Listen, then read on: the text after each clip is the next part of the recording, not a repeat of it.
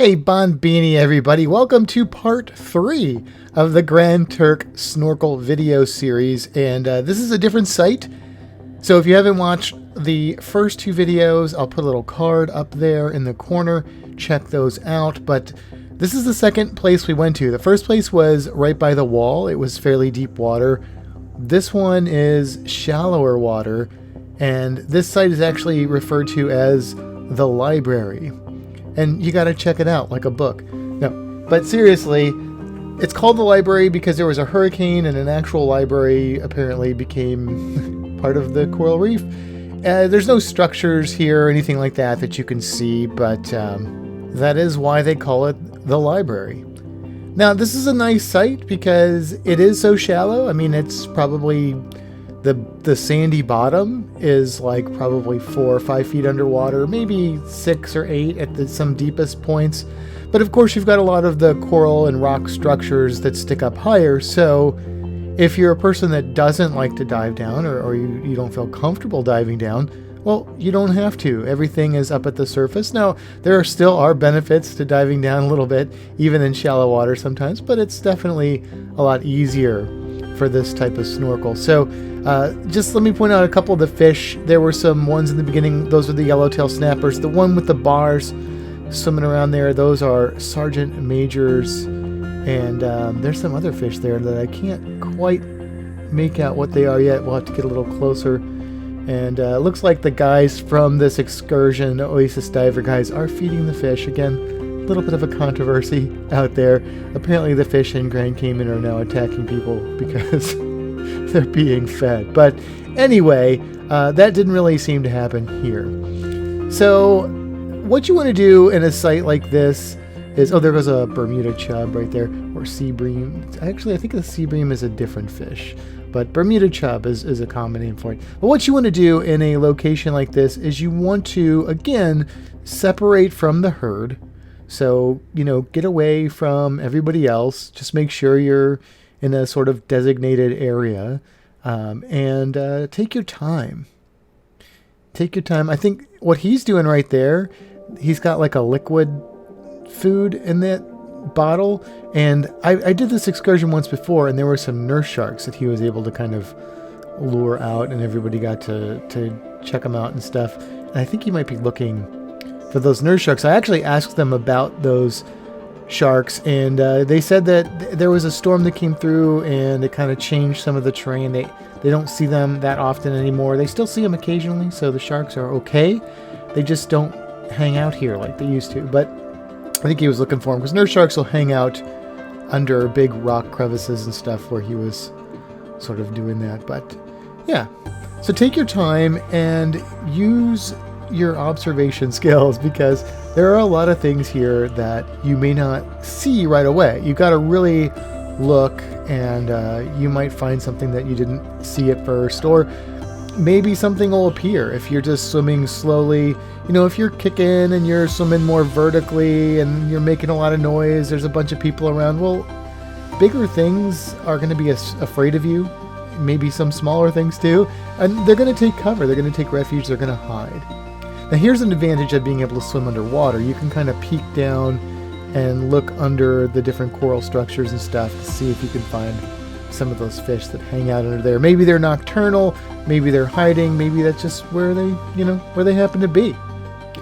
That was a blue tang that just swam by. That's another fairly common fish that you will see when you're snorkeling or scuba diving throughout the Caribbean. Blue tang, pretty common sight, as well as surgeonfish and doctorfish, which sort of look similar. I don't know if we see any on this snorkel, but if we do, I will be sure to point those out. There's the yellowtail snapper swimming around. Now that line right there is the anchor to the boat. So they just anchored right there and let us get in the water. Pretty simple. Now over here in this area, it's kind of away from some of the main coral structure. And this is sort of the type of habitat you'll see on the outskirts of a coral reef. In many cases, there's a few rocks, you get some soft corals, you get those things like sea fans and that sort of stuff growing sporadically here. And then back there you can see the the structure. Now here's what I would say. You won't see as much stuff, as much biomass or biodiversity when you get away from the reef structure, but that doesn't mean you should neglect it, because there are species that live in these types of areas that you would be less likely to see over the coral parts themselves. A good example of that would be maybe a big old southern stingray. It's probably not going to be swimming over that rocky area, but you might see them in the sand on the outskirts of it. So something to keep in mind if you're in an area like this. You know, probably you want to focus most of your time on the coral structures, but don't neglect the other ones. Now, as far as coral reefs go, this may not be the best coral reef you'll ever see, and part of the reason is just the geographic location of this reef. It's close to shore, there's probably a lot of wave action, it's not deep enough or too much to form here, so the conditions just aren't right, but it's still a great place to snorkel. Sometimes I go, usually it's diving, not snorkeling. Sometimes I will go diving. This has happened a few times, and there'll be a diver there that's been to a bunch of different places, and they're like, well, that was kind of a lame dive spot. And to me, I get excited if I'm in a lake and I see a bass or a sunfish. So it's always exciting to me. So just, you got to have a positive attitude when you do these things. There's always stuff to see. And as you're going to find out in this on this snorkel, we saw some really cool stuff, even though it's not this big, immense coral reef. Now, you see that little fish there with the blue head, yellow back, black and white bars? Those are bluehead wrasse. So there's one just darted through. Usually you'll see those close to the rock. So that's a good example of a fish that you wouldn't see if you were on a deeper reef unless you swam down there, because they're small. They usually hang out pretty close to the bottom. But since this is nice and shallow, you get to see those. Okay, now that fish that you saw to the left, that was actually the initial phase of a stoplight parrot. Oh, and there is a banded butterfly fish right there. Those little blue fish, those are called blue chromis. They're little damsels. Those yellow fish are called French grunts. The white ones with sort of a little reddish tinge on their tail, those are mahogany snapper. So there's a lot of different fish down here. Some of them look sort of similar, especially the grunts and the snappers. It's easy to get those confused, but I don't know about you, but for me, it's a lot of fun to sort of suss those out and see which one is which. And look, I mean, you hear me narrating this video, but occasionally I have to look at a book and make sure I'm right. I usually know my fish, but there's so many that sometimes I second guess myself, so I have to look them up. But the important thing, I always say this, if you're a science person, especially if you're an educator, you don't have to know everything. The important thing is to know how to find the information. You can't memorize everything. Speaking of, that is some kind of parrotfish, and I'm not sure what species that is. I couldn't get a good enough view on that one to give it a solid ID. Now here's, there one with the yellow tail, though. There was a schoolmaster. Now, one of the things I will caution you about is touching the coral. Again, you shouldn't do it because you could kill the coral, damage the coral. You could also get cut. But that yellowish, kind of mustard yellow structures that you see in a lot of this area, that is actually something called fire coral. Now, technically, it's not really coral. It's in the same phylum as coral, Cnidaria, which means they have stinging cells, and they earn that name with the name fire coral. That's for real. You definitely don't want to touch that, but it encrusts over sometimes other species of coral or just on the rock, and so it could be in different shapes, and you'll identify it though as that kind of mustardy color. And I would say, don't touch that, but really what I should be saying is just don't touch any of it, because it's not good for the coral, and it's probably not good for you to do that. There's Charlie out there. Charlie's been a friend of mine for a long time, since I was a kid. He's just a little bit older than me, and he and his wife Bev, really cool people and great influence on me. and great friends. There's a blue tang right there. And another banded butterfly fish, and another banded butterfly fish. And I think I spotted a little surgeonfish, but he was off to the side real quick. I'm not sure if that's what that was. Now, in my Fantastic Guide to Snorkeling, I talk about buying or renting different gear. This is a trip where the gear was included. However, I did bring my own fins along and my own mask. I always bring my own mask and snorkel because I've had too many bad masks and snorkels from rental stuff. But you can see the fins that they have on here. Not the ones Charlie has. Those are his dive fins. But the other ones, which are also yellow and black, some of them are blue and black. You know, for a snorkel site like this, those are all you need. So if I was just coming to this spot, I would just save my bag the space and just use their fins. But since I knew we were going to that first one and it was going to be deep, I wanted to make sure I had a little bit better fins just so I could optimize my bottom time. And the bigger fins are going to help out with that. I have been on a few snorkel excursions where they give you those little micro travel fins, and that, if I ever ended up with those, that would be kind of a nightmare. There's a good view of fire coral right there. Not that, but the mustard stuff we passed. Now, besides fish, there's a lot of things that you could identify. I think I saw a little smooth puffer back there.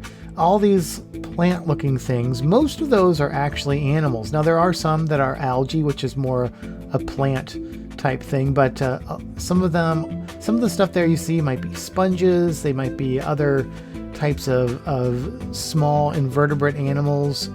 Just not maybe what we think of when we think of an animal that's moving around and eating stuff, but yet they are defined as animals. They do consume stuff just in a different way, like sponges or those sea fans. They're going to be like filter feeders, so they're filtering microscopic things, particles, out of the water.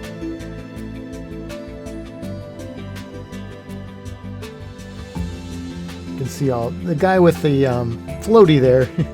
It's one of the Oasis divers. You can see all the fish hanging around him. They know.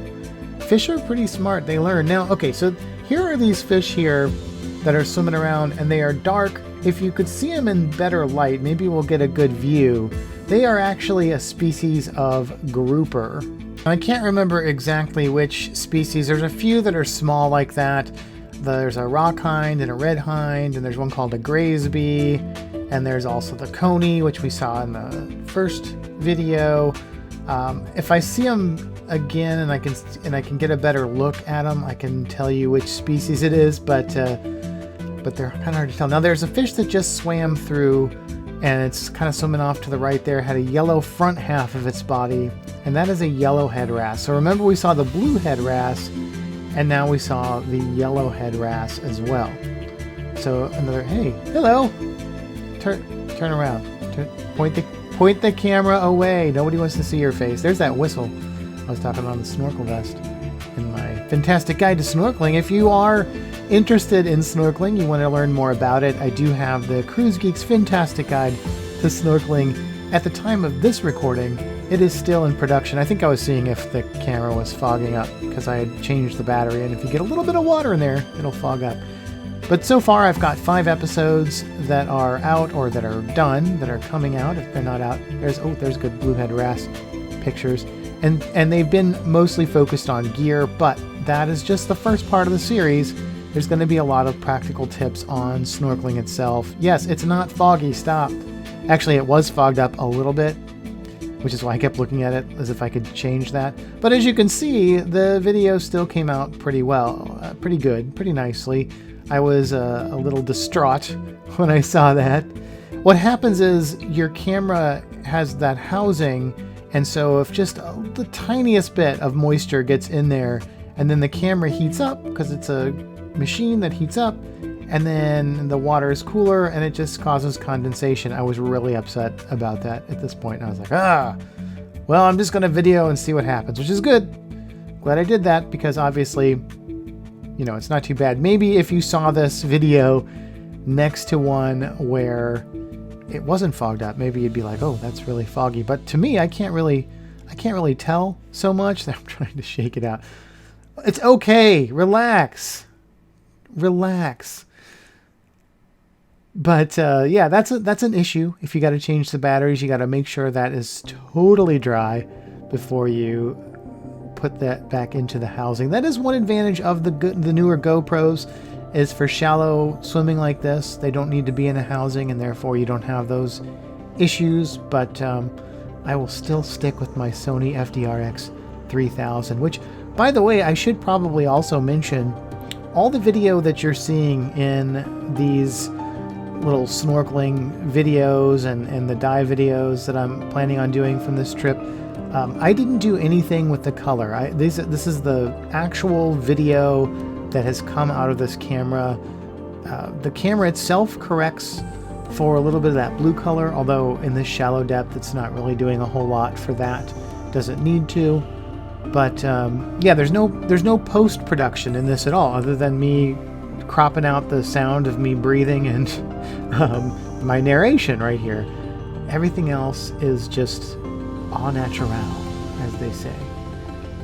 There's a blue tang hanging out down there. They usually look blue. Sometimes they're not quite as blue as that, but the thing that gives them away is towards the back of their body before you get to... Jeez, leave it go, man. Before you get to the tail, there's a little spot that's kind of a white spot or yellow spot, and they're always going to kind of have that there. So that's one of the ways you can tell them apart from their similar looking species, the doctorfish and the surgeon fish. All right, well, I am going to go ahead and wrap up this part 3 of snorkeling in Grand Turk. Thank you guys for watching. Make sure to leave a comment below. Let me know if you enjoyed this video. Give it a thumbs up if you did. Please subscribe to the channel and hit that bell so you're notified whenever a new Cruise Geeks video comes out. And stay tuned for part 4, the final part of snorkeling in Grand Turk. Have a fantastic day.